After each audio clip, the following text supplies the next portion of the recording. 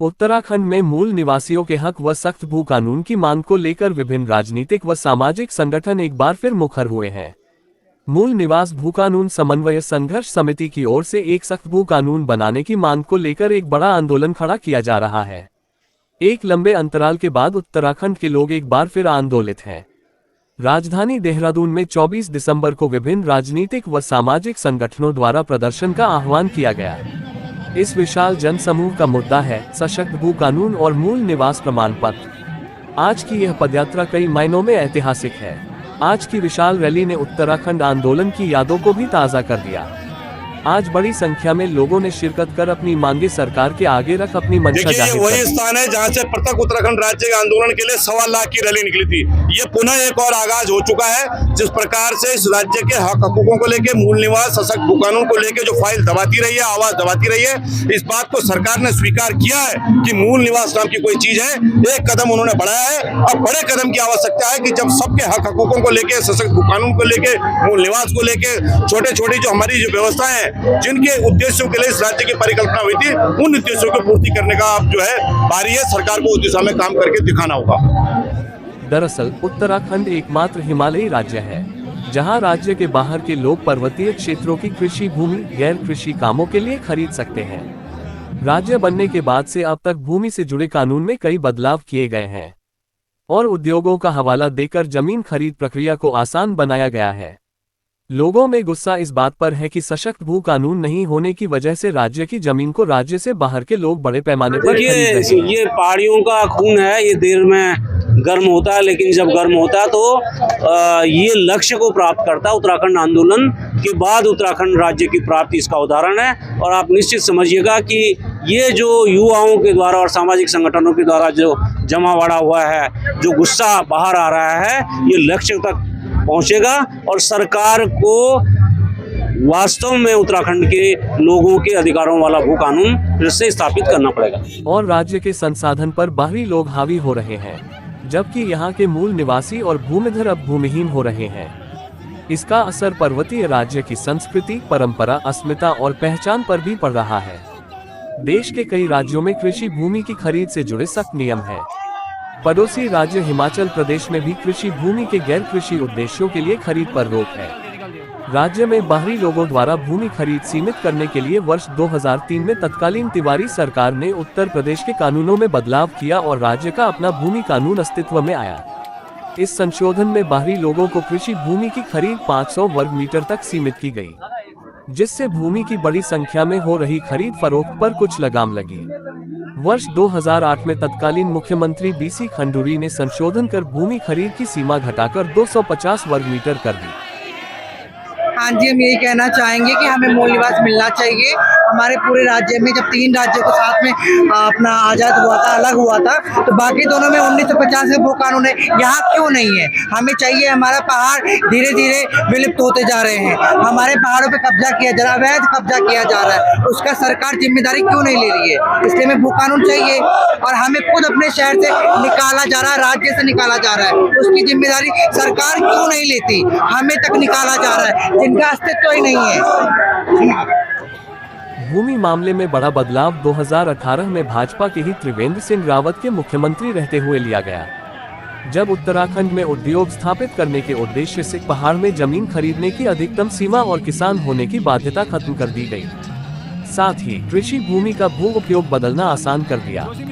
पहले पर्वतीय फिर मैदानी क्षेत्र भी इसमें शामिल किए गए।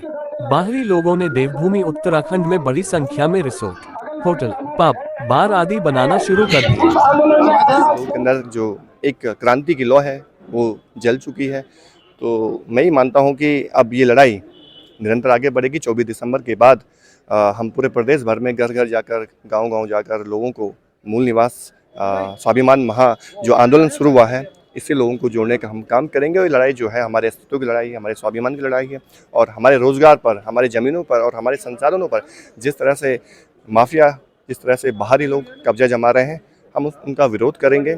और जो भी साजिशें इस प्रदेश में की गई हैं, जो भी षड्यंत्र कार्य रहे हैं, हम उनको देखेंगे और उनको हो सके तो खदेड़ने का काम भी करेंगे इस प्रदेश से। देखिए, राज्य बने हुए 23 साल पूरे हो गए, लेकिन राज्य की जनता इस बात पर परेशान है, आक्रोशित है कि अभी तक यहाँ की ज़मीनों को बचाने के लिए, यहाँ के लोगों के अस्तित्व को बचाने के लिए, अस्मिता को बचाने के लिए अभी तक एक कायदे का सख्त भू कानून लागू नहीं हुआ है। दूसरा, यहाँ के लोगों को जो मूल निवासी यहाँ के हैं उनको मूल निवास प्रमाण पत्र नहीं दिया जाता है, उनको भी डोमिसाइल यानी अस्थायी निवास प्रमाण पत्र से काम चलाना पड़ता है। ये दो मांगे हैं, मूल निवास प्रमाण पत्र और एक सख्त भू कानून बनाए जाने की मांग को लेकर आज पूरे उत्तराखंड की जनता आंदोलित है।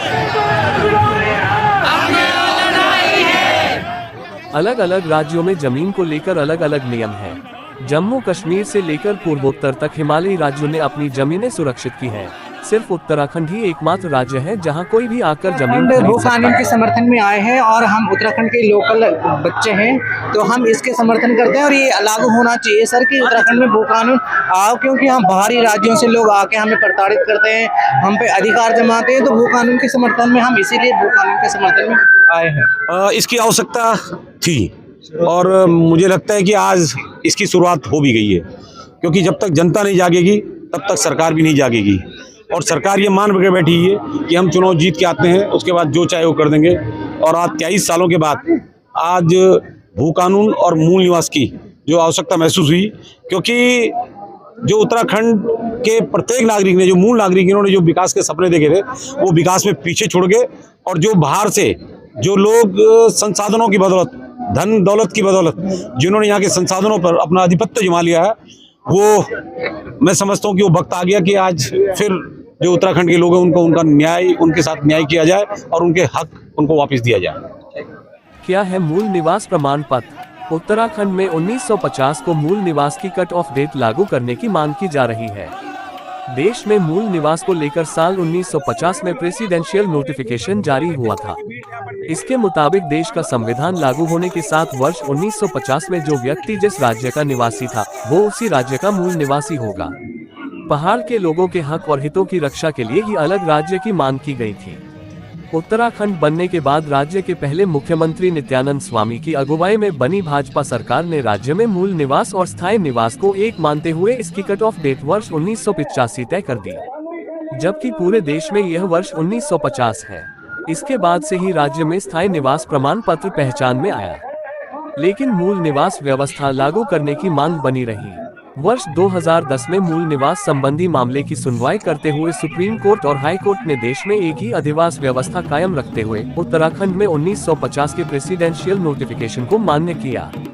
लेकिन वर्ष 2012 में इस मामले से जुड़ी एक याचिका पर सुनवाई करते हुए उत्तराखंड हाई कोर्ट ने फैसला सुनाया कि 9 नवंबर 2000 यानी राज्य गठन के दिन से जो भी व्यक्ति उत्तराखंड की सीमा में रह रहा है उसे यहाँ का मूल निवासी माना जाएगा। तत्कालीन कांग्रेस सरकार ने अदालत के इस आदेश को स्वीकार कर लिया और इस पर आगे कोई अपील नहीं की। इसी वजह से उत्तराखंड के लोगों के अंदर रोष पनप रहा है। उनका मानना है कि अलग राज्य स्थापना की मूल अवधारणा को ही खत्म कर दिया गया है। जब यहाँ के मूल निवासियों को कोई वरीयता ही नहीं है तो स्थायी निवास और मूल निवास में कोई फर्क नहीं रह जाता।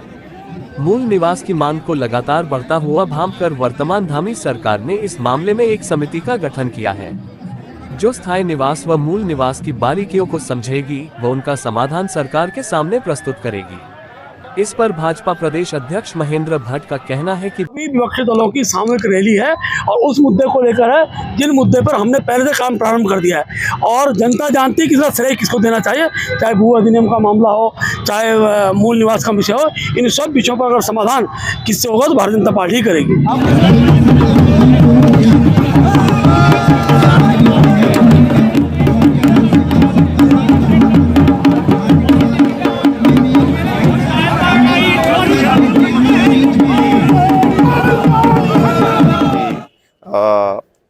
अभी सरकार ने कमेटी भी बनाई है मूल निवास को लेकर, तो एक तरह से भ्रम पैदा किया जा रहा है जनता के बीच में।